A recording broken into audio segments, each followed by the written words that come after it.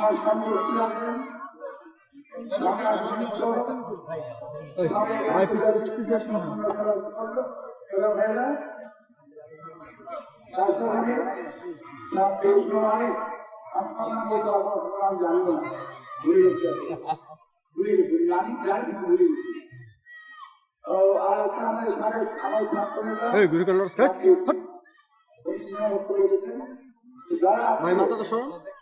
এই আয়োজন করেছে আপনারা সাহায্য করবে আমার এলাকার মানুষজনকে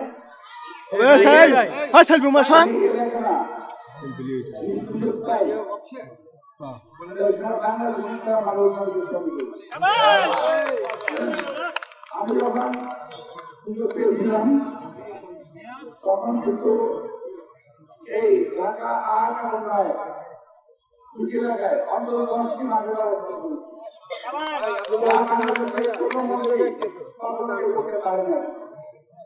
আমি মাঠ করেছি, সিরিয়ায় ৩টি মাঠ করেছি, বাস্তবে মাঠ করেছি, মাঠ করেছি, পায়খানা মাঠ করেছি, বিভিন্ন জায়গায় মাঠের অবস্থান করেছি। অনেক মাঠের উন্নয়ন করেছি। কারণ যদি আমাদের ছেলেমেয়েদের শিক্ষা উৎসাহিত করা না যায় তাহলে দেশ এবং জাতি একসময় ভেঙে পড়বে।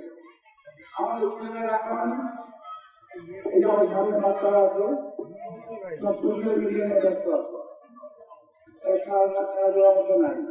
আরো একটা আছে প্রচন্ড সমস্যা মাদক, আরো একটা আছে সন্ত্রাস, চাঁদাবাজি, প্রকটভাবে সমাজকে ঘায়াল করেছে। একমাত্র হলো আমাদের খেলাধুলার উৎকর্ষতা আমরা বাচ্চারা লড়িস না একদম। এখন আমাদের ছেলেমেয়েদেরকে লেখাপড়ার টেবিল থেকে খেলা মাঠে নিয়ে যেতে হবে। খেলা মাঠ থেকে লেখাপড়ার টেবিল রাস্তায় বাংলা এই জায়গায় আমরা নিয়ে যেতে হবে। তা না হলে এই জাতীয় সমাজ কিন্তু ধীরে ধীরে দুর্বল হয়েছে। তাই আমি আশা করবো যে আগামীতে আমরা এই সরকার করতে পারি ইনশাআল্লাহ হুকুম রায় আপনাদের আজকে আমাদের